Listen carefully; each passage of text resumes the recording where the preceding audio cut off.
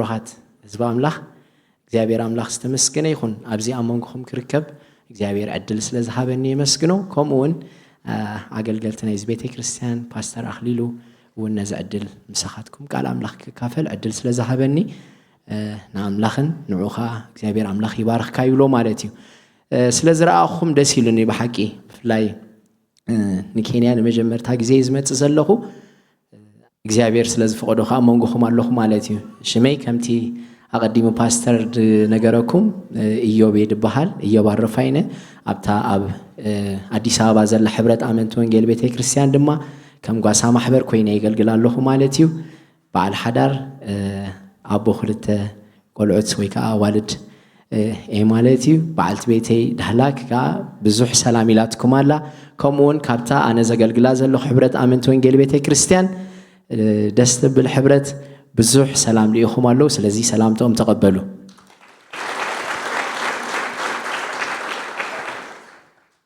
እግዚአብሔር አምላክ ተመስገን ይሁን በሐቂ ባሂልኒ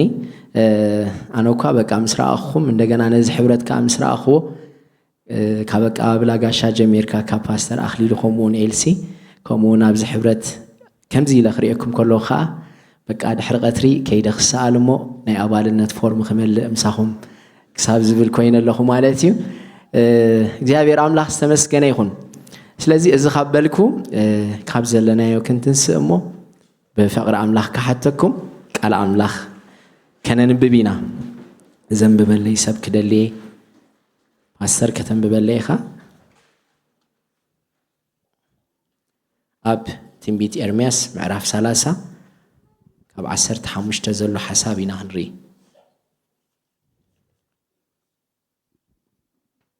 تنبيت إرمياس معرف ثلاثة كاب معرف كاب سلاسة كاب عسر تحمش تكسب إسران كل التنزلوا إنا هنري إيش تنبيت إرمياس معرف سلاسة كاب عسر تحمش كاب إسران كل تنتي هالكاني أوكي سلامن تايخي بسري موقعتخي أوي تبلزلوخي كان زاخس زي حوي إيو بسري عبيد أبساخي حاتياتكي إنا وسخ سلازخده زي قبركوخي እቶም ዝበልዑኹን ክብልዑ ተጣረርትኺ ዘበሉ ኩላቶም ክማረኹ ኩሎም ገፈፍትኺ ክግፈፉዮም ንኹሎም ዘማትኹ ድማ ንዘመተ ክምጥዎም እየ እታ ድርበይቲ ሓደ እኳ ግዳ ዘይገብር ጽዮን ኢሎም ሰምዮም ይኽዮም እሞ ኣነ ኸጥዕየኪ ንቑስልኺ እውን ክሕውየ ይብል እግዚአብሔር ከምዚ ይብል ኣሎ እነሆ ድኳናት ያዕቆብ ካብ ምርኮ ክመልስ نتي زنبرل سفراتات كا كدنغصلو ايه اتا ختما دما ابتي قرباتات تسرحيا اتا داراش كا كمتي سرعاتو مسافرو كخون ايو كابኦም دما مسغانان دمصي حقوساتن كوصيو كبزحوم يمو اي كوحدنيوم كخبروم يمو اي كواردنيوم دقوم كم قدم كونيوم محبروم دما اب قدمي كتقوم يا انون كلهم نخلو متقعتهم نخلهم تقعتهم كقصعهم إيه مسفنهم كبتاتهم كون جزايهم كا أما كلهم قوسيو من مويو نباي كقرب يدرس نربط حجازب أنا داعي زقربه نسون كقربني يبلغ زابير نسخاتكم حزبي تكوننيهم أنا خا أملاح كخونكم إيه كبرنا أملاح يكون thank you pastor كنصلينا هاليلويا اسكي እግዚአብሔር ንልባትና خزاربو እዚ ቃል እዚ አቀዲሙ ቀድሚ ልደተ ክርስቶስ ቀድሚ 630 ዝተዘርበ ወይ ከዓ ዝተነገረ ቃል ትንቢት እዩ እዚ ቃል እዚ ግን ህያው ይሞንጎና ህያው ኮይኑ ዝነብር አቀዲሙ ዋላ ይዛረብ እግዚአብሔር ቀድሚ ዘመናት ዋላ ይዛረቦ እግዚአብሔር እዚ ቃል እዚ ግን አሞንጎና ህያው زقال زخن كافل خلنا خا نايجزيابير قال أمونغونا كعي كم تنسو زدليه خوينو كسرح زيابير كردنا كنصلينا تزاربن لبيك نبلوينا نسخا تزاربني قال السب زي كونه قال كاي زاربني باندبت سب تتقيم كان نسخا بقال كحليف كان لبي تزاربو ሃሌሉያ እግዚአብሔር ንስኻ ተዛረበና ሰባ ይኮነን ንስኻ በይንኻ ሕሹኽ በለና እግዚአብሔር ሆይ በትኽንከደሉ ዘለና መንገዲ ብቕኑዕ መንገዲ ክንመላለስ መእታንሲ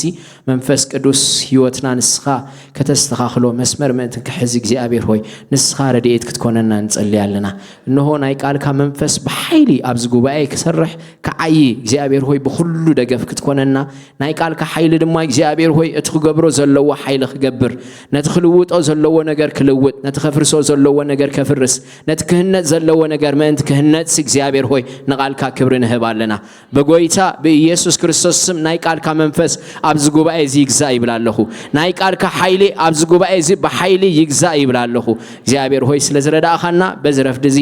ኣብኻ እግዚአብሔር ሆይ ቃልካ ክንሰምዕ ኣብዚ ቤት እዚ ክንርከብ ጸጋ ስለዘብዛሕካልና ይመስግነካ ኣለኹ በጎይታና በኢየሱስ ክርስቶስ ስም አሜን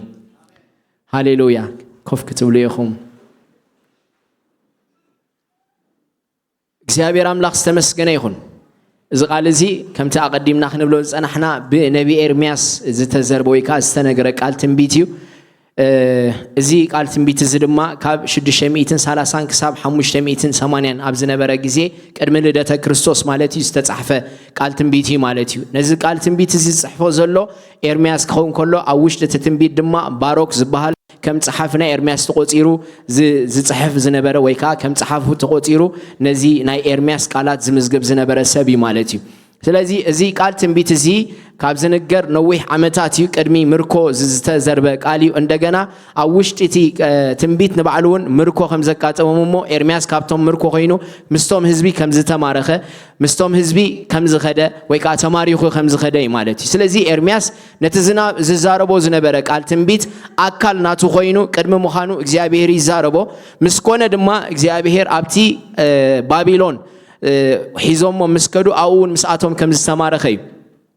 እዚ ቃል ትንቢት እዚ ወይ ካ ኤርምያስ بخمي يزفلت تلاقينا من النتو نبعي ويكا بخاي نبي تباهي لي يزفلت نمنتايو بزحو جزي زبكي بزحو جزي زنبع بزحو جزي أبكر مجزي أبيهر كوينو زلم من نتهزبون بمحت انتا ززارب زنبرة نايك زي أبيهر سبي مالتيو بزحو جزي نزي قالتم بيتك زي أبيهر زاربو زنبرة أي أنا بكا يا أخلني ندابل نتهزبي كي زاربو دساق زنبرة نتيك قالتم بيت نتمل اختن خي زاربو تسكيقو بكا أنا يا أخلني إلو ولا قدي هو أي كزارمني أنت بلا اتغالات كاجن أوش تعات أمتي تعاتيسي كم زندد حو خينو ينددن اللومو كتسممو أي كالكون كتصاورو أي كالكون جناخه تايد بلولو كذكرون أيدلني بكا ده حجنا زبزي بقال كون كزاربو أيدلني زي سكرنا قرن من تأخذ الزاربني كبلو خلو جابير جن مملي ستقالي ينبرلو أوش لبو تعاتي أوش تعاتم تعاتي تقالات كاني سكبلو سل زي كاله أوش تعاتم تعاتي ينددو سل زنبرة ملي سقاي الزارب مالتي زنبيزي عزيو زتسادد بهزبو بزحمة كراز أجاب نبي كابت زغر مكم نجر يزارو بمومو نساتهم كاني نو نسخ حساو نبي خايلهم نزنا جر زينتقو نعوها ياسرو توم نجستاتنا يهودا ويكام مرحتنا يهودا قبلهم كجبرو تدالي ملو زلوا واحد حساب سل زلوا ساتهم كمون خي جبرو إجابير أملاخ ولا أنت نجرهم بايزو كابت زغر مكم نجر بحرزام عرف زي أزلا عرف سلاسان حدن إسرائيل وين ويكا بفلايد ما يهودا تماريهم نب بابلون كم زخدو يهود الزارب أب ساعتي أسوراوين ببابلوناوين يدفوز سلزنبرو ويكا بابلوناوين حيلهم سلزنبرو أب ساعتي بابلوناوين نسبي يهودا كوسيوم زموت زلوا جناخ أبتاد حريا زلا معراب كاني كيدهم كم زتوسدوها كم زوسدو عندنا كم زملسوها إجابير أملاخ يزاربو مالتي سلزي إذا نجار زغزاربهم كله حنسا ياسرو حنسا سبكوت أب زي كل درق زغهنا قدقادي دربيو أب كبيت كنتات زاتو نبي نيرو مالتي هل بزيد ما كلام لاغ بزي تزارب كو قطر عند حرد عما كراز قت من خوينو كلام لاغ بزي تزارب كو ملغت بزي تزارب كو إزيز بزي نعي بغوف عين زرين انتداو خوينو زوم نقصات زياتهم أنا أي كزاربني لجزار سيحكي ولا أنت خدكو عندنا جن نو نبينا إجابير الله إلهم أمتيهم عزاري بومن خبكو عندنا نابشدتن نابشجرن زاتون انتداو خوينو سلامن تاي زارب بخمي من قد إذا جرز تزاري بسي السخا خمس الأخكان انتاي واسنا لني انتاي وحسي إيو نيرمياس نخي زارب زقبرو نيرو زقر مكم نجر نيرمياس ብዙሕ ግዜ ነዚ ቃላት ትንቢት ነቲ ቃላት መልእኽቲ ክዛረብ ኢሉ ክኸይድ ከሎ እቲ ህዝቢ ብዙሕ ግዜ ወይ ካቶም ናይ ይሁዳ ሓለቃ ኣይቀበልዎን እዮም ነይሮም ኣብ ከምዚ ዓይነት ወጥሪ ኣብ ከምዚ ዓይነት ህሞት ኣብ ከምዚ ዓይነት ኩነታት ኮይኑ ኤርምያስ እምበር ኣገልግሎቱ ዝገብር ዘሎ እዚ ኤርምያስ እዚ ወይ ከዓ እዚ ነቢ ኤርምያስ እዛ መጽሓፍ እዚኣ እንታይ ዓይነት ኮንተንት እያ ሒዛ ዘላ እንተዳኢልና ኮይና መጀመርታ ነቢ ኤርምያስ ንኣገልግሎት እግዚአብሔር ከም ዝፀውዖ ንነቢ ኤርምያስ እግዚአብሔር ብግልፂ ንኣገልግሎት ክፅውዖ ከሎ ኢና ንርኢ እቲ ኣፀዋውዓ ከማን ፍሉይ እዩ ክዛረቦ ከሎ ገና ኣብ ማህፀን ኣዴኻ ከይተሰራሕካ ወይ ከይተሃነፅካ ከለኻ ንህዝቢ ንኣህዛብ ወይ ከዓ ነቢ ክትከውን ኣነ እንታይ ገበርኩኻ ፈለኹኻ ፀዋዕኹኻ ይብል ማለት እዩ ናይ ኤርምያስ ፃውዒት እምበር ካብ መዓስ ዝጅምር ተዳኢልና ኮይና ምናልባት ኣብዚ ምዕራፍ እዚ ኣብ ምዕራፍ ሓደ ዋላ ይጅምር ኢልና ተዛረብና ግደ ሓቂ ግን ናይ ነቢ ኤርምያስ ኣገልግሎት ገና ኣብ ማህፀን ኣድዩ ከይተደኮነ ወይ ከዓ ከይተሰርሐ ከይተሃነፀ ከሎ ኣዕፅምትታቱ ከይተዋደደ ከሎ ከይተለጋገበ ከሎ እዘን ኣዕፅምቲ እዚኣ ገና ከይተፋለጣ ነናሓደደን ከይተለጋገባ ከለዋ እግዚአብሔር ንኣገልግሎት ክፅውዖ ከሎ ኤርምያስ ንርኢ ብግልፂ እዚ ከዓ ክዛረቦ ከሎ ንርኢ ማለት እዩ ተኻላይ ከዓ እቲ ኣብ ውሽጢ እቲ ትንቢት ዘለኻ እቲ ኻላይ እንታይ ኢኻ ንይሁዳ ንገዛእቲ ይሁዳ ወይ ከዓ ነቶም ሰበስልጣናት ይሁዳ ዝተዋህበ ቃል ትንቢት ሒዙኻ ይርከብ ማለት እዩ እቲ ሳልሳይ ድማ ኢየሩሳሌም እንደገና ከምኡውን እስራኤል ሃገረ እስራኤል ኢየሩሳሌም ከምኡውን እታ ቤተ መቅደስ ከም እትፈርስካ ዝሓዘ መልእኽቲ እዩ ካልእ ድማ እቲ ኤርምያስ ክፀሓፊ ክኸውን ኢሉ ዝቆፀሮ ባሮክ ዝፀሓፎ ፅሑፉን ኣብኡ ተኻቲቱ ይርከብ ማለት እዩ እግዚአብሔር ኣምላኽ ዝተመስገነ ይኹን ካልእ ብዛዕባ ምዕናው ኢየሩሳሌምን ቤተ መቅደስን ዝዛረብ መጽሓፍ ኢለኩም ኣለኹ ስለዚ ኣብዚ ከምዚ ዓይነት ሽግር ኣብዚ ከምዚ ዓይነት ነገራት ወይ ከዓ ነዚ ዓይነት መልእኽቲ እዚ ክሕልፍ ዝኽእል ስልጣን ካብ እግዚአብሔር ዝተዋህቦ ወይ ከዓ ፃውዒት ካብ እግዚአብሔር ዝተዋህቦ ክንሱ እዚ ሰብ እዚ ወይ ከዓ እዚ ነቢይ እዚ ግን ብከቢድ ዝኾነ ኩነታት ክሓልፍ ከሎ ንርኢ ማለት ስለዚ ናብቲ ሓሳበይ ክምለስ ኣብ 30 ምዕራፍ 30 ካብ ቁፅሪ 15 ዘሎ ከምቲ ሓውና ፓስተር ከገልግለን ከንብበልና ዝፀንሐ እንታይ እዩ ዝብል ስለምንታይ እኺ ብሰሪ መውቃዕትኺ እውይ እትብል ዘለኺ ቃንዛኽስ ዘይሓዊ እዩ ብሰሪ ዕቤት ኣበሳኺ ሓጢኣትኪ እናወሰኸ ስለ ዝኸደ እዚ ገበርኩኺ ስለምንታይ እኺ ብሰሪ መውቃዕትኺ እውይ እትብል ዘለኺ ቃንዛኽስ ዘይሓዊ እዩ ብሰሪ ኣበሳኺ ሓጢኣትኪ እናወሰኸ ስለ ዝኸደ እዚ ገበርኩኺ ዝገርመኩም ነገር ኣዝዩ ከቢድ ዝኾነ ነገር እዩ ዝዛረባ ዘሎ ይሁዳ እውይ እትብል ዘለኽሲ ቃንዛኺ እኮ ዘይሓዊ እዩ እውይ ኢልክ ስለ ቃንዛኺ እውይ ኢልክ ትዛረብ ወይ ከዓ እውይ ኢልኪ ተእዊ ዘለኽሲ እቲ መውቃዕትኺ ዓብዩ ወይ ከዓ እቲ መውቃዕትኺ ብርቱዕ እዩ ካብተን ሎማዓንቲ ሒዜን ዝመጻኹ መልእኽቲ ተቐዳመይቲ ዝኸበደ ይኹን ሽግርካ ዝኸበደ ይኽበድ ሽግርካ ኣብ እግዚአብሔር ግን ፈውሲ ኣሎ ዝኸበደ ይኽበድ ሽግርኪ ዝኸበደ ይኽበድ ሽግርካ ዝኸበደ ይኽበድ ሕማምካ ዝኸበደ ይኽበድ ቁስልኺ ኣብ እግዚአብሔር ግን ፈውሲ ኣሎ እግዚአብሔር ኣምላኽ ዝተመስገነ ይኹን ኣርስቲ እዚ ስብከት እዚ ሓቀኛ ፈውሲ ካብ እግዚአብሔር እዩ ቶም ትጽሕፉ ሰባት ሓቀኛ ፈውሲ ካብ መን እዩ ካብ እግዚአብሔር እዩ ስለዚ እንታይ እዩ ኣቐዲሙ መውቃዕትኺ ከቢድ እዩ ቁስልኺ ዘይሓዊ እዩ ኢልዩ ድዛረብ ዘሎ ውርድ ኢሉ ከዓ ሽዑ ከዓ እንታይ ይብል ኣብ ቁፅሪ 17 እንታይ ይብል ኣነ ዘሕውየኪ ኣነ ዝዝንነኪ ኣነ ኢኻ እንታይ ዝገብረኪ ቁስልኺ ዝፍውሰልኪ ዝኸበደ ይኹን ክብደት ዘለዎ ነገር እንታይ ዝብል ዘሎ ቁስልኺ ኣይሓውን እዩ መውቃዕትኺ ብርቱዕ እዩ ስለዚ ንምንታይ ኹይ ትብል ዘለኺ ቃንዛኺ ክዝንን ዝኽእል የለን መድሃኒት እውን የብልክን ኢሉ ምሽ ይዛረብ ፀኒሑ ኸ እንታይ ይብል ኣነ ንፍውሰኪ ኣነ ኢኻ ዝዝንነኪ ይብል ካልእ ኣዘራርባ ሓደ ሰብ ሓሚሙ ተወፂዑ ናብ ሆስፒታል ይኸይድ እሞ قال تسبان ترغبه قال فوسن ترغبه قال مدهاني ترغبه قال سرجري جيرو متناتو شجر تناتو الحمام انتو تقولوا لنا بهوسبيتالي خينا بحكمنا مو بتحكمنا مساعته كيدوم اوبريشن جيروم ويجي مرمرا جيروم كل نجار زجبر كساعة مجرش جيروم اي ناتكا شجر مفتحي يبلون ناتكا شجر فوسي يبلون ازنات كشجر ازمتي خيو زلخي كل نجار جيرنا مرميرنا إنامو أم مجرش تاستيجي متي زلو سلزي عارفكي ويكا عارفكا جزا خيركا كتموت رأي زلكا من علبات ندقة خيدي حكم يخل ويكا خفتن ولا انتبلكا ناي ملحان تسبقا ناي فوسي ويكا ناي فوسخا تسبق من علبات 0.00 حديو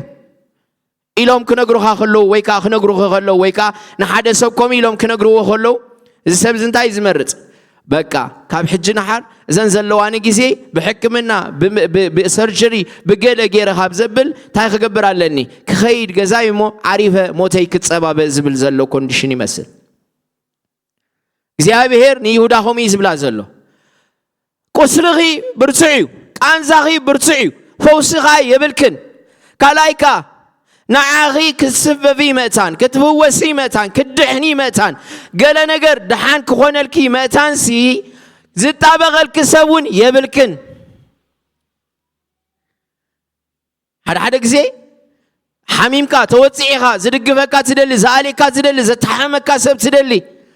يهودا أبكم زعينت كنتات كلاس تبزوريا زلو كنتات كاي نقرالو نعاغي زتابغلكي نعاغي نغدحني نغدبوسي سيرك زغير ويكازت صاوركي حمامكي متان كدبوسي لو زتابغلكي إذا سب زيا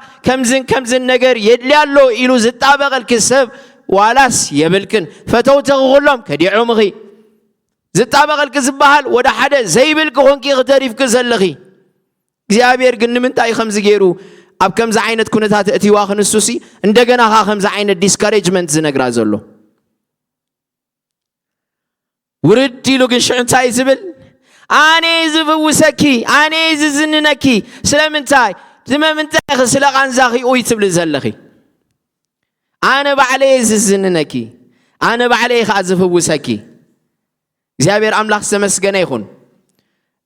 هذا جزء أبكم عينت كنتات زلهم حوات زلوا تخونيهم أبكم عينت كبيد زغنا كنتات أب كبيد كسلي أب كبيد حمام أب كبيد شجر أب كبيد كنتات ناتي نجار انتايو نالبات ناتي نجار كأجل قلت زيري وانا من تايم تبلو أحوات وياحات زلوا تخوني نسوا على خزن نكاسل الزل هذا جزء فايلات كهولو كبيد سب كبعين سب نسورو جزيلو أنا خو مزغون كله جزء نيركمون حوات هذا جزء كاباخاس يسور تسب مسخا كله كابغلغل تسب يسور سمو يسور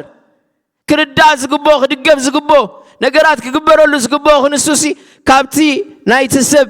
كابتوم اغلغلتي يخونو كابتوم نت غدايتي بحلابنت كغبرو تحوز خولو اكالات كاباتوم تسوير يركب مالتي لمن تاي مسلكم اغزيابير فيد نبيت كغطمكم سلازدليو እግዚአብሔር ፊት ንፊት መሳኻትኩም ዲል ክገብሮ ዘለዎ ነገር ስለ ዘሎይ ኮሚ ዝብላ ዘሎኒ ይሁዳ ፈታዊ ከመይ ገይሩ ሃድም ይኽእል ፈታዊ ከመይ ገይሩ ከባኽርሕ ይኽእል ሓደ ፈታዊ ክሳን ሓደ መፍቀሪ ሓደ ውዕለታ ዝዝክር ሓደ አይ ኣነስ ኣብ ከምዚ እዋን ተገይሩለይ ነይሩ እዩ ኣብ ከምዚ እዋን እዚ ዓድከይዚ ብከምዚ መንገዲ ሓሊፍለይ ነይሩ እዩ ዝብል ሰብ ሓደ ሰብ ክሳን እኳ ኣይክእልን እዩ እግዚአብሔር ተዓፂወት ጉዳይ ግን ማንም ሰብ ኣይርከብን እዩ ስለዚህ እግዚአብሔር ወረዲ ሉንታይዝ በዘሎ አኔ ዝብውሰኪ አኔ ዝዝንነኪ አኔ ናይ ቆስልኺ ናይ ሕማምኪ ሐቀኛ መድሃኒ ዝኾነኪ አነ ባዕሌ ስለዚህ ናባይ ኦይበሊ ዝብላ ዘሎ እግዚአብሔር አምላክ ተመስገነ ይሁን ስለዚህ እተቀዳማይ እንታይ ለኩም ኣለኹ ዝኸበደ ይኽበድ ሽግር ኣብ አምላክ ግን እንታይ ኣለዎ መፍትሒ ኣለዎ ኣብ አምላክ እንታይ ኣለዎ ፈውሲ ኣለዎ موقعتها زي حوي موقعتها زي حوي قسلها ويكا قسل خدمة برتسوع زغنا حيال زغنا قدايكا كبيد زغنا سب كبيد زغنا قداي زلك سب تدع الله خونكي ويكا أنت تدع الله خونكا أبيك زي أبي هرجن تخكلينا فوسي الله آمين أب أملاخ تسفى جبر زي أبي أملاخ سمس جنيهون أب قدر عسر شو عتن تايزبل ግና እግዚአብሔር ባዕሉ ኣነ ኸጥዐኬ ንቑስልኹውን ከሕወየ ይብል ከጥዐካ ዝኽእል ደጊምካ ንኸይትሓምም ገይሩ ፈዊሱ ደው ከብለካ ዝኽእል ሽግርኪ ሕጂ ዘድንነክ ዘሎ ነዚ ሽግር እዚ ምስ ሽግሩ ኣልዒሉ ክድርቢ ዝኽእል ደጊሙ ነቲ ሽግር ክርከብ ከም ዘይክእል ገይሩ ከባርር ዝኽእል ሓላፍነት ክወስድ ዝኽእል ኣካል እግዚአብሔር ኣምላኽ ጥራይ እዩ ኣሜን እግዚአብሔር ኣምላኽ ተመስገነ ይኹን ተኻልኣይ ሓሳብ ድማ ሽግርካ ብትኽክል ምስ ትፈልጦ መፍትሒኡ ኣብ ትኽክለኛ ቦታ ምስ ትደልዮ ሽግርካ ክፍታሕ እዩ ሽግርካ ብትኽክል ምስ ትፈልጦ ሽግርኪ ብትኽክል እዚዩ ሽግረይ ኢልክ ክሳብ ትፈልጥዮ ነቲ ሽግርካ ብትኽክለኛ መንገዲ ክትፈትሕዮ ክሳብ ዝኸድኪ ወይ ክሳብ ዝኸድካ ኣብ ኣምላኽ እንታይ ኣሎ መፍትሕ ኣሎ ኣብ ኣምላኽ እንታይ ኣሎ መፍትሕ ኣሎ ሓደ ግዜ ሽግርካ እንታይ ምዃኑ ወይ ከዓ ሰባት እንዲና እቲ ሽግር ንባዕሉ ዘይምፍላጥና ስካለ ሽግር ምዃኑ ትፈልጡ ዶ ንፈልጥ ዶ እቲ ሽግርሲ እዚዩ ሽግረይ ወይ ከዓ እዚዩ ብትኽክል ሽግረይ እዚዩ ኢልና ነቲ ሽግር አይደንቲፋይ ክንገብሮ ዘይምኻልና ንባዕሉሲ ካልእ ሽግር እዩ identifying your problem is halfway to the solution ይብሉ ታዩ ሽግርካ ብትኽክል እንተዳ ረኺብካዮ ፈሊጥካዮ ሲ ናይቲ መፍትሒ 50 መንገዲ ወይ ከዓ ፍርቅ መንገዲ ኸይድካ ኣለኻ ነቲ ሽግር ብትኽክል ስለ ዘይትፈልጦ ኣብቲ ዙርያ ሽግር ኢኻ ትዘውር ነታ ሽግር ተፈሊጥካያ ኸ ትሕካ ኣለኻ ማለት እዩ ይሁዳ ንምንታይ ስለ ቃንዛ ኽውይ ትብል ዘለኺ ስለ ቁስሊ ኽውይ ትብል ዘለኺ እዚ ሓዊ ቁስሊ ክንሱ ብርቱዕ መውቃዕቲ ተወዒ ክንስኽ ስለምንታይ ንምንታይ ኸምኡ ዝብላ ዘሎ ንምንታይ ኸምኡ ዝብላ ዘሎ ካብቲ ዝገርመኩም ነገር ውይ ትብል ዘላ ስለ ቃንዛ ትቕንዞ ዘላሲ እቲ ቃንዛ ንምንታይ ሃፐን ገይሩ ወይ ከዓ እቲ ሽግር ንምንታይ መፅዩ ንምንታይ ተኸሲቱ ዝሽግር ኢላ መጀመርታ ክትሓትት እዩ ዘለዋ ይሁዳ ግን ሓደ ኩርማጅ መፅዩ ሸጥ ብዘበላ ቁፅሪ ውይ ትብል ዝኾነ ዝሃርማ ነገር ወይ ከዓ ቁስላርያ ውይ ትብል ኣምላኽ ግን እንታይ ዝደሊ ዘሎ መስለኩም ካብ ይሁዳ ናብ ኣምላኽ ገጻ ክትመልስ እሞ ትኽክለኛ ዝኾነ መፍትሒ ክትረክብ እዩ ዝደሊ ዘሎ ምክንያቱ ሓደ ግዜ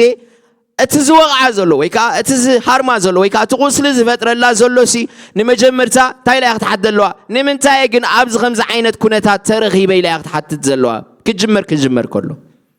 ንምንታይ ኣብዚ ጉዳይ ወይ ከዓ ኣብዚ ኩነታት እዚ ወይ ከዓ ኣብዚ ቦታ እዚ ንምንታይ ተረኺበ ዘለኹ ኢላ መጀመርታ ክትገብር ኣለዋ ክትሓትት ኣለዋ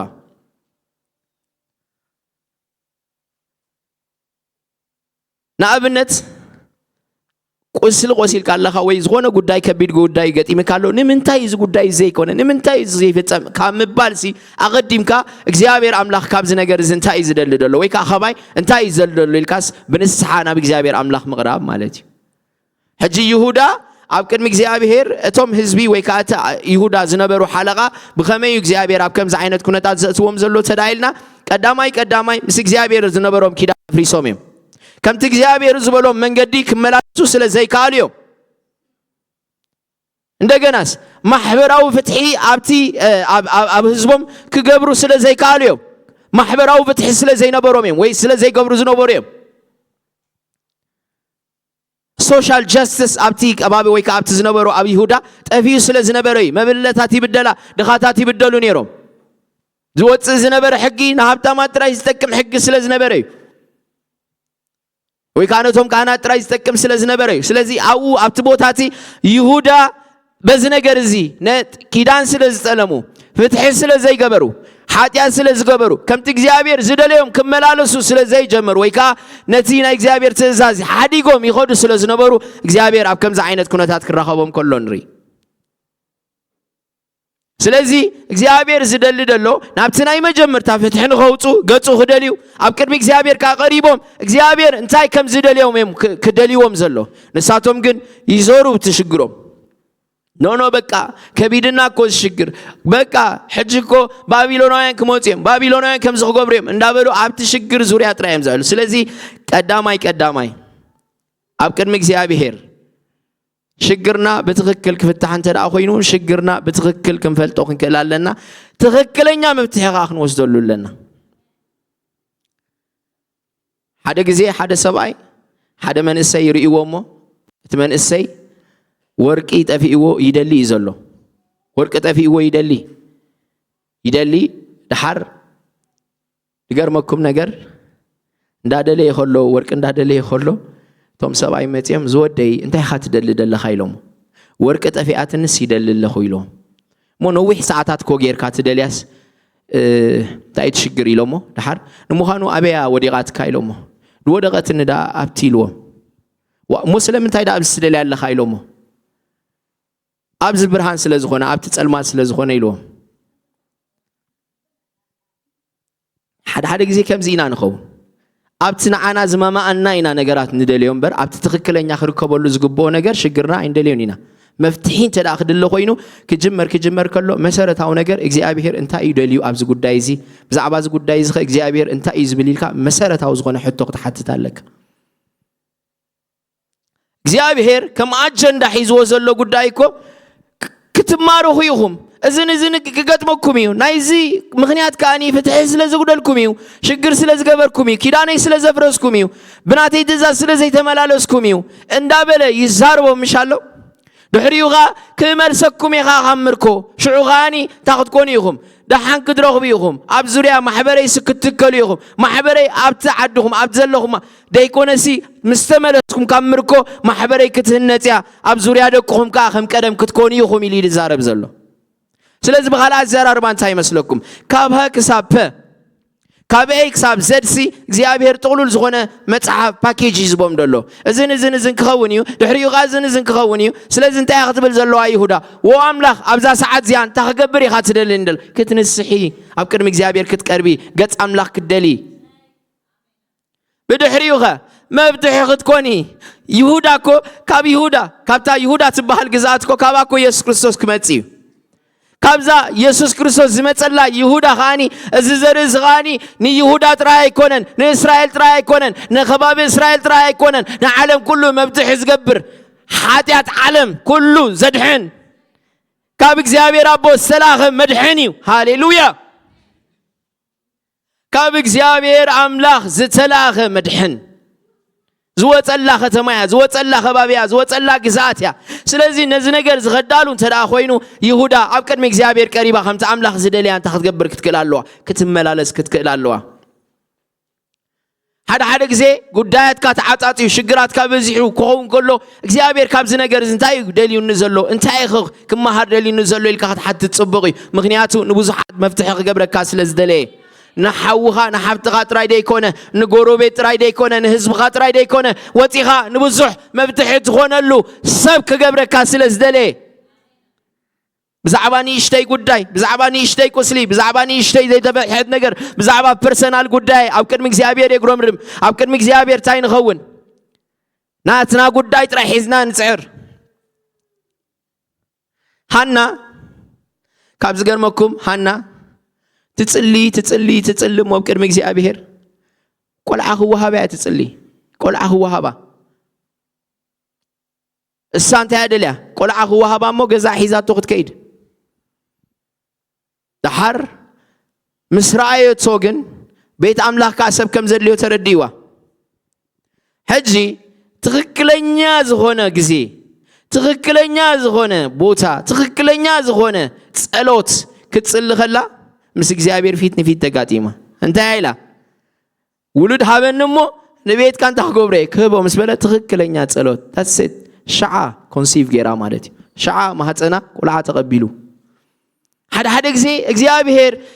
ንርእስኽ ጥራይ ሓትዮ ነገር እግዚአብሔር ሓበሻዊ ክገብሮ መእፃን እግዚአብሔር ንዓኻ ጥራይ ደይኮነን ህዝብኻ መፍትሒ ክትከውን መእፃን ኣብቲ ትክክለኛ አቲቲዩድ ኣብቲ ትክክለኛ አመለኻኽታ ኣብቲ ትክክለኛ ዝኾነ ናይ ማይንድ ሴት አፕ ንኽትመጽእ መእታን ብዝተፈላለየ መንገዲ ክትሓልፍ ትኽእል ኢኻ ክትሓልፍ ትኽእል ኢኺ ሓደ ግዜ ሓደ መንገዲ ብዙሓት ነጋዶ ዝመላለስሉ ብዙሓት ሓረስታት ዝመላለስሉ መንገዲ ብዙሕ ዝሳለጠሉ ብዙሕ መሳለጥያታት ዝገብር ሓደ ዓብ ጽርግያ እዩ እቲ ጽርግያቲ ሓደ ንጎ ግን እንታይ ኮይኑ ካልእ ኮንስትራክሽን ክንሰርሕ ኢና ኢሎምሲ ዓብ ዝኾነ ከውሒ ናብቲ ጽርግያ ወዲቑ ማለት እዩ ስለዚ ንኣሽቱ መካይን ወይ ብፈረስ ወይ ብገለ ተደይ ኮይኑ ንኽትሓልፎ ዘሸግር ኩምራ ኮይኑ ማለት እዩ ንኽትሓልፎ ዘሸግር ኩምራ ኣብቲ ጽርግያ ኣጋጢሙ ማለት እዩ ስለዚ ንኽትሓልፎ ዘሸግር ኩምራ ምስ ኮነ እቶም ዓዲ ብምሉኦም ከግሮምሩም ጀሚሮም እዚ ንጉስ እዚ ከዓ በቃ ከምዚ ኮይኑ ከምቲ ኮይኑ ኢሎም ብዛዕባኡ የግሮሙ የማርሩ ንምንታይ ዓጺዶም ዘምጽዎ እቶቶም ክሕልፉሉ ዝኽእሉ ጽርግያ ስለዝተሸገሩ ማለት እዩ ስለዚ ቀልጢፎም ክበጽሑ ዝግቦም ኣክንዲ መኪና ዝጥቀሙ እንታይ ክጥቀሙ ጀሚሮም ኣእዱግ ኣፍራስ ወይ ከዓ ንኣሽቱ ዝኾኑ መካይን ነገራት ክገብሩ ጀሚሮም ማለት እዩ ድሓር ድገርመኩም ግን ሓደ ሓረስታይ ልክዕ እቶቱ ሒዙ ክመጽእ ክጅምር ከሎ ርእይዎ ብዙሕ ግዜ ስለዝተሸገረ ኣይ ኣነ ነዚ ጎቦዝ እንታይ ክገብሮ ኢሉ ወይ ከዓ ነዚ ከውሒ እዚ ነዚ ዝበለ ከውሒ ስኮይተደ ፀሪበደ ስከልጉሴ ኢሉ ጀሚርዎ ስራሕ ማለት እዩ ጀሚርዎ ኩዒቱ ከምዚ የለ ገይሩ ማለት እዩ ዝተወሰነ መዓልታት ምስ ገበሮ ድሓር ኣብቲ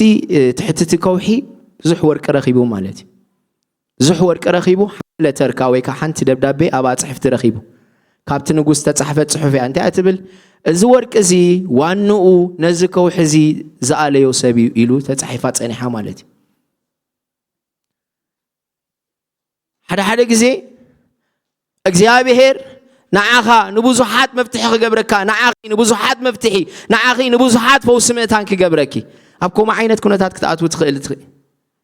እግዚአብሔር ካብቲ ነገራት እንታይ ክትኮን ደሊክሎ ምስ ኣምላኽ ጥቡቕ ዝኾነ ርክብ ምስ ኣምላኽ ጥቡቕ ዝኾነ ሕብረት ጌርኪ ምእታን ነገራት እንታይ ክትገብር እዩ ምእታን ክትሳገር እዩ ኣብ ኣምላኽ ተኣሚንኪ ኣብ ኣምላኽ ብሓቂ ንሱ ርአዮ ንሱ ንቁስለይ ክፍውስ ከሎ ርአዮ ንሱ ክዝንነኒ ከሎ ርአዮ ንሱ ካብ ኩነታተይ ከውፀኒ ከሎ ርአዮ እግዚአብሔር ኣምላኽ ዝተመስገነ ይኹን ስለዚ ተኻላይ ነጥብ እንታይ እዩ ንሽግርኪ ወይ ከዓ ንሽግርካ በትክክለኛ መንገዲ እንተዳደለይኻዮ ኣብ ትክክለኛ ቦታ ኻ እንተዳደለይኻዮ ሲ ሽግርካ ክፍታሕ እዩ እግዚአብሔር ኣምላኽ ዝተመስገነ ይኹን ሃሌሉያ ኢየሱስ ክርስቶስ ጎይታ እዩ ሳልሳይ ድማ ኣምላኽ ነቲ ዝተመሳቀለ ነገራት መስመር ከትሕዞ ይኽእል እዩ ዝተመሳቀለ ነገራት ዝተመሳቀለ ጉዳያት ኣብዚ ቦታ እዚ እንተዳሪኹም ኮይንኩም ብዙሕ ነገር እግዚአብሔር ድዛረብ ወይ ከዓ ኣብቲ መልእኽቲ እንተዳሪኹም ኮይንኩም ይሁዳ ዘድላቶ ኩነታት ወላ ሓደ መፍትሒ ክርከበሉ ዘይክእል ዝመስል መፍትሒ ዘይርከበሉ ወላ ሓንቲ ተስፋ ዘይብሉ ዓይነት ኩነታት ዘላ ዝመስል ኣብ ከምዚ ዓይነት ህሞት እግዚአብሔር ግን ከመይ ገይሩ ነገራት ዘርዚሩ ካበይ ክሳብ ዘድ የስተኻኽሎ እግዚአብሔር ባዕሉ ሓላፍነት ድወስድ ደሎ ንሓደ ሰብ እኮ ኣብ ሓደ ሆስፒታል ዋላ ዝኾንካ ዶክተር ኩን ንስኻ ማለት እዩ ካልእ ዶክተር እኮ መፂዩ ንስኻ እዝን ጉዳይካ ስለዚ ሕማምካ ፈውሲ የብሉን መድሃኒቱን ኣይ ክትረኽበሉን ኢኻ ኣይትዙር ከማኻ ዝኣመሰሉ ሰባት ክሞትዮም ከምዚኦም ኢሉ ንዝነገሮ ንስኻ ዝኾነ ይኹን ዓይነት ዶክተር ኩን መፂኻ ከይመርመርካ ዝኾነ ነገር ከይገበርካ ርኢኻ ኣይ ኣነ ናባይ ሆስፒታል ምፃእ ክፍውሰካ ኣይትብሎን ኢኻ ወላው ናባኻ እንተመፀ ትቅድሚ ሕጂ ዝገበርካዮ ምርመራ ኣርኤን እሞ ካብኡ ተበጊሰኻ ኣነ እንታይ ክገብር ክሪኦ ጉዳይካ ይብል ማለት እዩ ምናልባት እታ ስካነር ተጋግያ ከይትኸውን እታ ሲቲ ስካን ተጋግያ ከይትኸውን ኣልትራሳውንድ ጌጋ ከይህልዎ ኢኻ ኣምፂኻ እንታይ ክትገብሮ ትኽእል እቲ ሓቅ እቲ ዶክተር ዝበሎስ ትኽክል ዲ ትኽክል ኣይኮነን ኢኻ ተጻርዩ ኣምላኽ ግን ከምኡ ይኮነን ዝገብር ዘሎ ኣይ ኣነ ክሕወኪ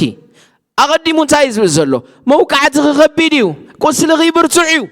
ቃንዛኺ ከቢድ እዩ ፈውሲ ዘይብሉ እዩ ማንም ሰብ ዘይክእሎ ነገር እዩ ምናልባት ፈተውትኺ ኻባኺ ሪሒቖም እዮም እሳቶም ንባዕሎም ኣይክጣበቑልክን እዮም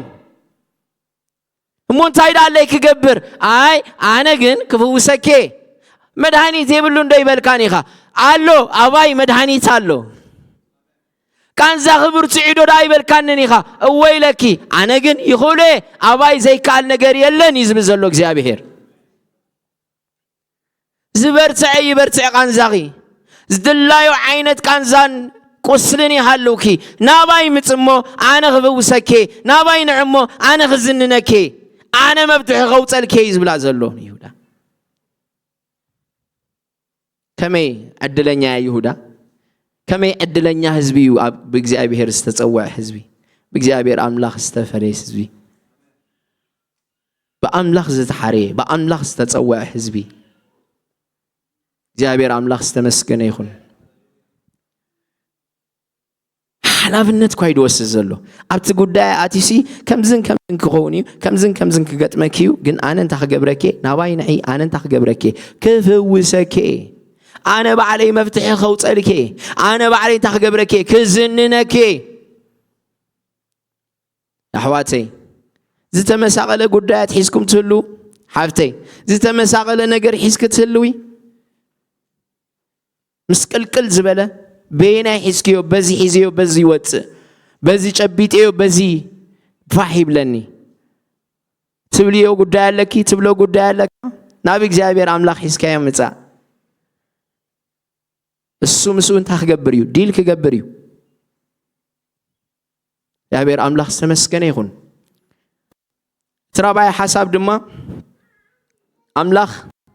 ውርደትካ ክቕይር ክእለት ከም ዘለዎ ምእማን እዩ ይሁዳ ተዋሪዳ ሽማ ተቐይር እዩ ሽማ ተባላሽ እዩ ተዋሪዳ ጥራይ ደይኮነሲ ብቁፅር እውን እንታይ ገይራ ውሒዳ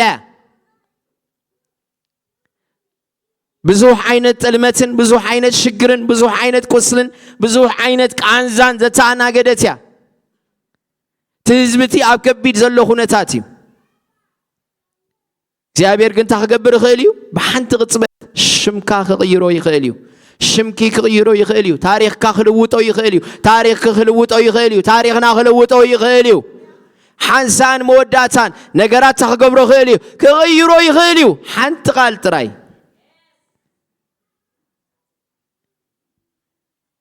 ናቱ ቃል ዘመን ይቕይር ኣሜን ናቱ ቃል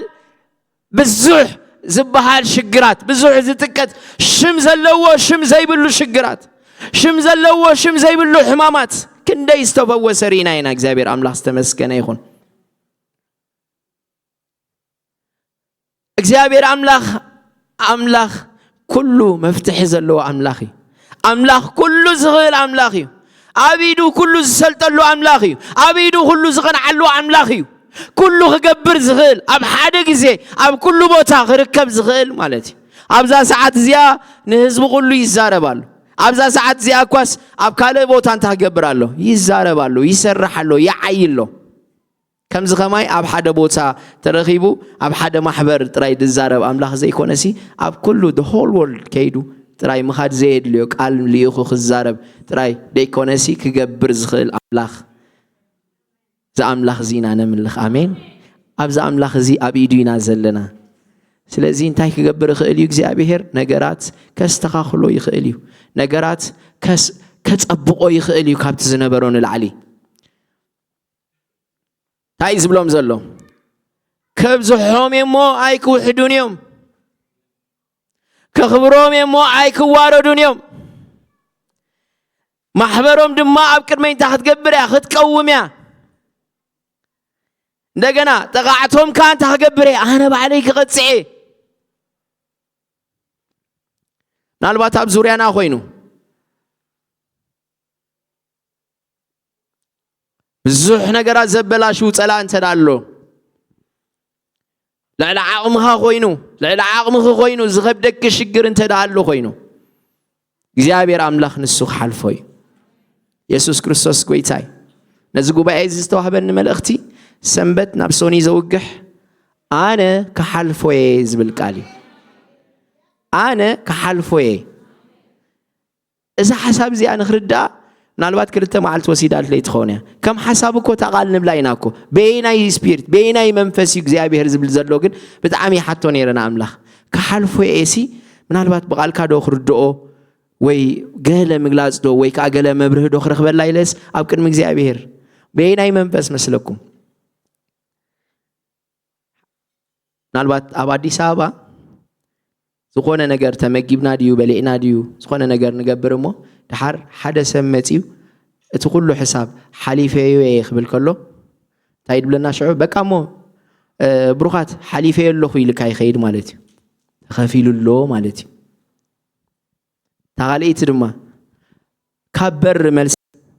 ሓደ ዝጋብ ዝመፂው ካብ በር መልሲ ተኸፊሉሎ ይብል እንታይ ማለት እዩ ካብ ማዕጾ ናብዚ ዘሎ ኩሉ ሕሳብ እንታይ ገይረ ኣለኹ ከፊለ ኣለኹ ንምባል ከበር መልስ ተከፍለዋል ይብል ከበር መልስ ተከፍለዋል ይብል እግዚአብሔር ብኾማ ዓይነት መንፈስ እዩ ነዚ ጉባኤ ሓሊፈዮ ኣለኹ ኢሉ እግዚአብሔር አምላክ ዝተመስገነ ይኹን እሱ ክሓልፎ ከሎ ጌጋ ይብሉን ንሱ ክሓልፎ ከሎ ዝተርፍ ነገር የለን ንሱ ክሓልፎ ከሎ ብድሕሪኡ ሕቶ የለን ንሱ ክሓልፎ ከሎ ምንም ዓይነት ምጥርጣር የለን እግዚአብሔር አምላክ ዝተመስገነ ይኹን እስኪ ንስኻ ሕለፎ ጉዳይ ክንብል ኢና ንስኻ በይንኻ ሕለፎ ጉዳይ ካብ ሰብ ዝደልየ ዘለኹ ካብ ዘመድ ዝደልየ ዘለኹ ካብ ሓዊ ዝደልየ ዘለኹ ካብ ሓፍተይ ዝደልየ ዘለኹ ንሓፍተይ ብሌም ንሓወይ ብሌም ዝገብር ዘለኹ ብምጉርምራም ህይወተይ ተመሊኡ ዘሎ ንስኻ ሕለፎ ንስኻ በይንኻ ሕለፎ ሃሌሉያ ንስኻ በይንኻ ሕለፎ ንሱ በይኑ ሓልፎ ንሱ በይኑ ይሕለፎ ሕለፎ ጉዳይ ሕለፎ ጉዳይ ሕለፎ ጉዳይ ሃሌሉያ ሕለፎ ጉዳይ ሕለፎ ሕለፎ ሕለፎ ንስኻ ሕለፎ ጉዳይ በይንኻ ሕለፎ ጉዳይ እስኪ ክንጽልይ ኢና ሃሌሉያ እስኪ ሓንሳእ ከሸግረኩም ካብቲ ዘለናየ ክንትስእሞ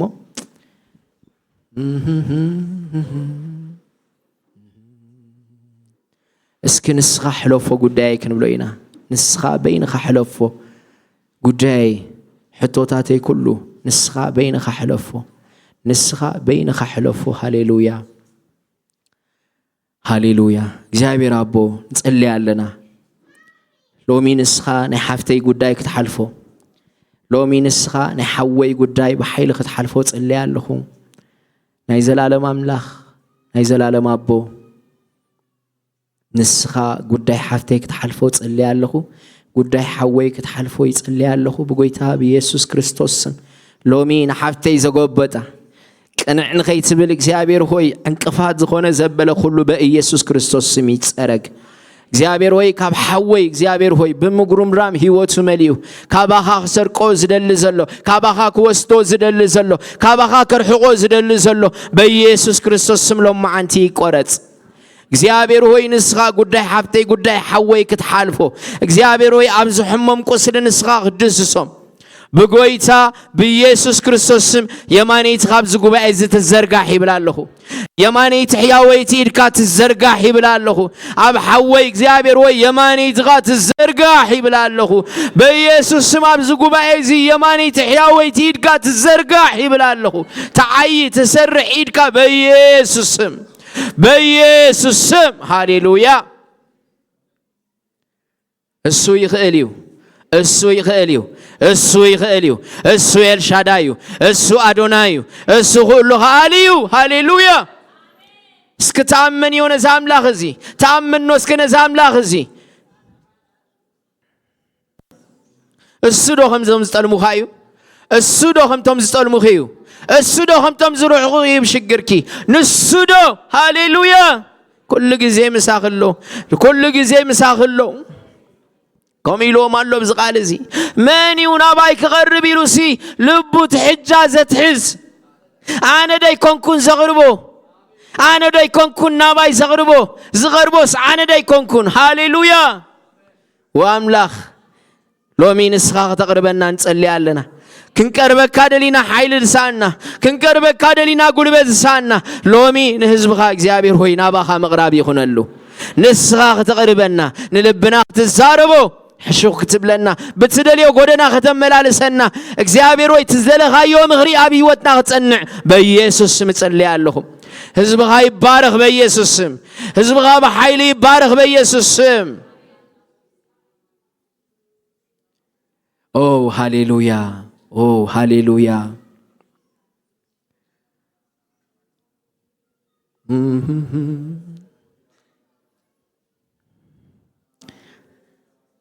هاليلويا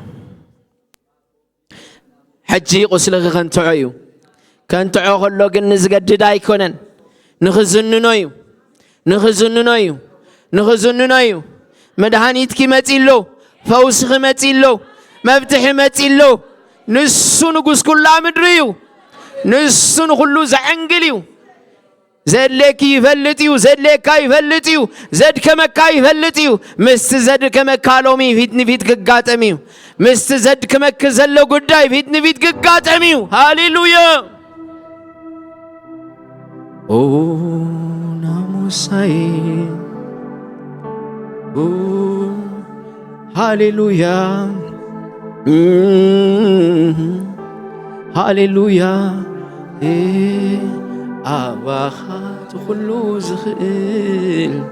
ጉዳይ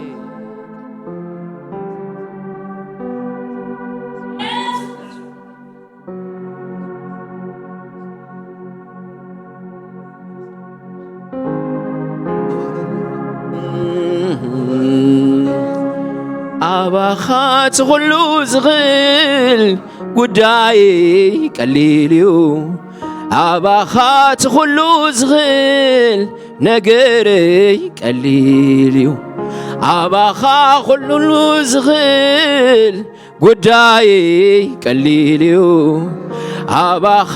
ትኹሉ ዝኽእል ነገረይ ቀሊልዩ ጉዳይ ቀሊልዩ ነገረይ ቀሊልዩ ጉዳይ ቀሊልዩ ሕማመይ ቀሊልዩ ትቓንዛይ ቀሊልዩ ትቓንዛይ ቀሊልዩ አባኻ ትኹሉ ዝኽእል ነገረይ ቀሊልዩ አባኻ ትኹሉ ዝኽእል ጉዳይ ቀሊልዩ አባኻ ትኹሉ ዝኽእል ነገረይ ቀሊልዩ አባኻ ትኹሉ ዝኽእል ጉዳይ ቀሊልዩ ጉዳይ ቀሊልዩ ጉዳይ ቀሊልዩ ነገረይ ቀሊልዩ ነገረይ ቀሊልዩ ሃሌሉያ ሃሌሉያ ጉዳይ አባኻ ቀሊል ነገረይ አባኻ ቀሊል ሕማመይ አባኻ ቀሊል ቁስለይ ፈውሲ ዘለዎ አባኻ ጥራይ ዘሎ ፈውሰይ አባኻ ይውክል አባኻ ናኻ ይጽብህ ናኻ ይጽብህ ናኻ ይጽብህ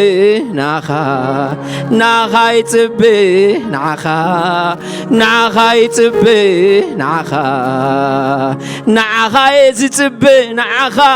ናኻ የዝጽብህ ናኻ በኢየሱስ ስም ሃሌሉያ ሎሚ ፈውሲ ይኹን ብላለኹ ሎሚ ፈውሲ ይኹን ብላለኹ እወድሃለሁ እወድሃለሁ እወድሃለሁ ሚገባኝ ይሄ ነው እወድሃለሁ እወድሃለሁ እወድሃለሁ ሚገባኝ ይሄ ነው አፈቅርሃለሁ አፈቅርሃለሁ አፈቅርሃለሁ ሚገባኝ ይሄ ነው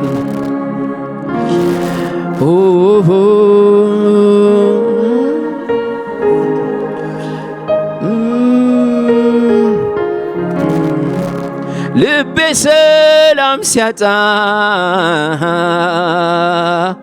መከራው ሲበዛ ወደ ማን አያለው ኢየሱስ ካንተ ሌላ ልቤ ሰላም ሲያጣ ወጀቡ ሲበዛ ወደማን አያለው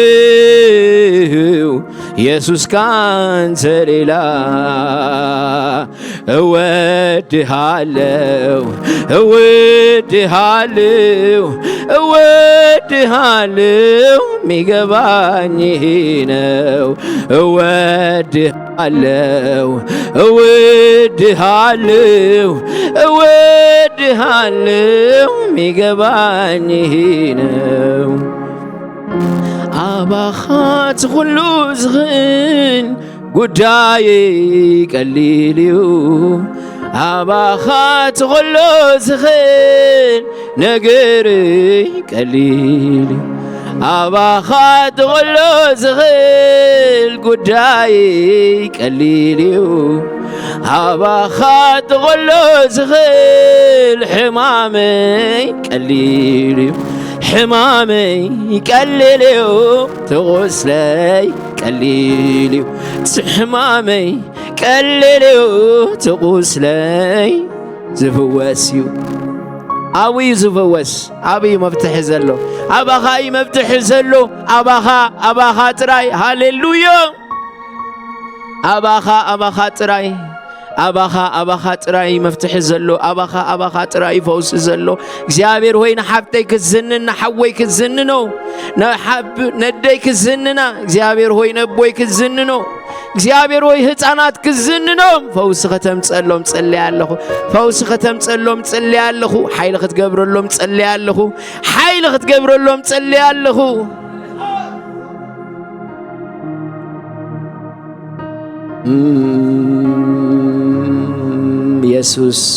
ኢየሱስ ናኻን ጽብያለና ህዝብኻ ዘንን ህዝብኻ ፈውስ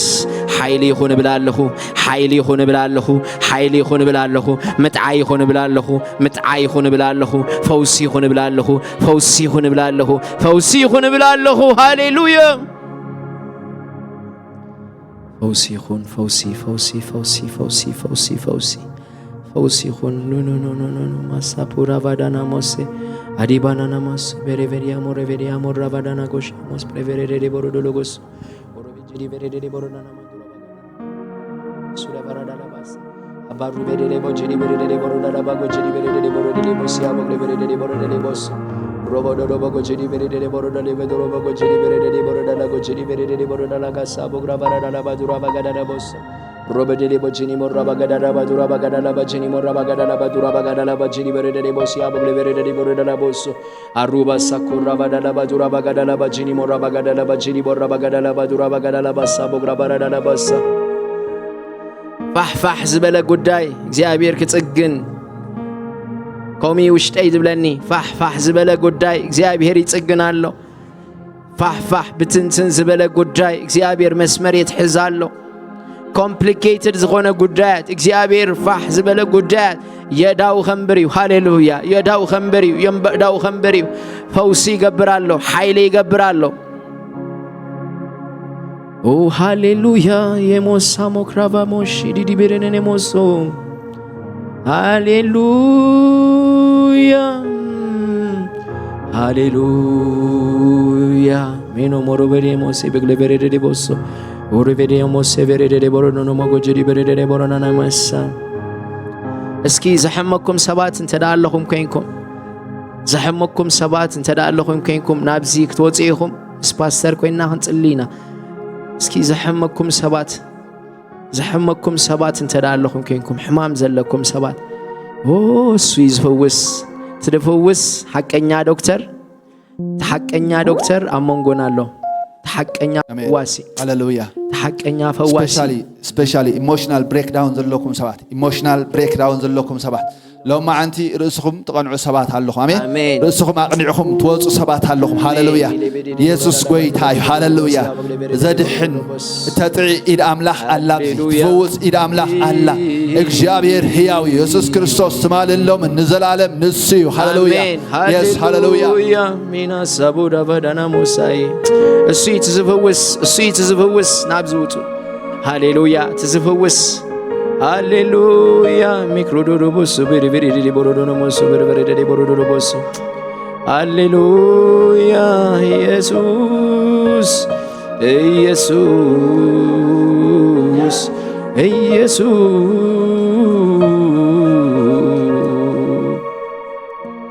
ሃሌሉያ ኒሞስ የበረደነ ሞሮነ ኒሞስ ያብግለ በረደደ ቦሮዶኖ ሞሶ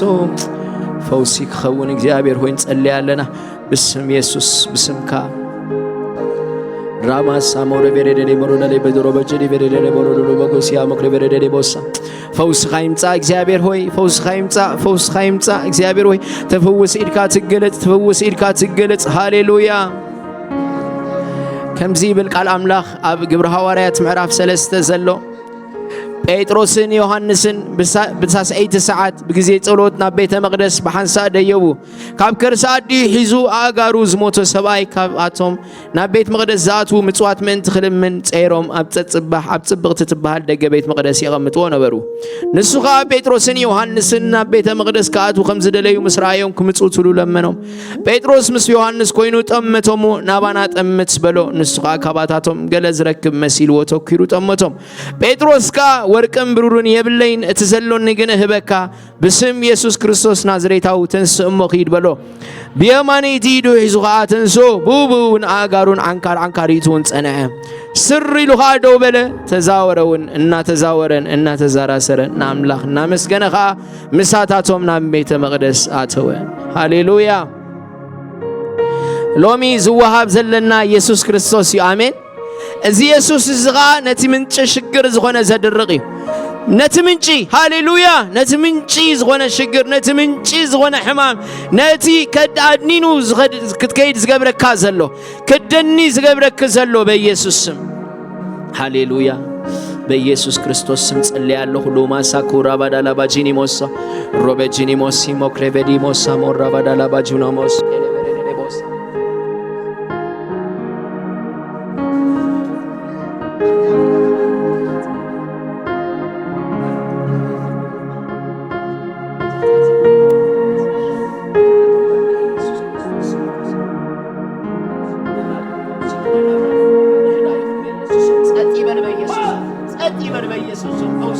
አዋኻት ኩሉ ዝኽእል ነገረይ ፍሉጥ እዩ አዋኻት ኩሉ ዝኽእል ጉዳየይ ፍሉጥ አዋኻት ኩሉ ዝኽእል ነገረይ ፍሉጥ እዩ አዋኻት ኩሉ ዝኽእል ጉዳየይ ውዱ ነገረይ ፍሉጥ እዩ ነገረይ ፍሉጥ ጉዳየይ ፍሉጥ እዩ ጉዳየይ ንስኻ ዘይትፈልጦ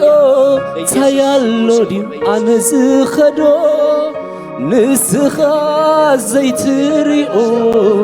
ታያሎ ድዩ ኣነ ዝሓልፎ ንስኻ ዘይትፈልጦ ታያሎ ድዩ ኣነ ዝኸዶ ንስኻ ዘይትሪኦ ታያሎ ድዩ ኣነ ዝሓልፎ አባኻት ኩሉ ዝኽእል ነገረይ ፍሉጥ እዩ አባኻት ኩሉ ዝኽእል ጉዳየይ ውዱ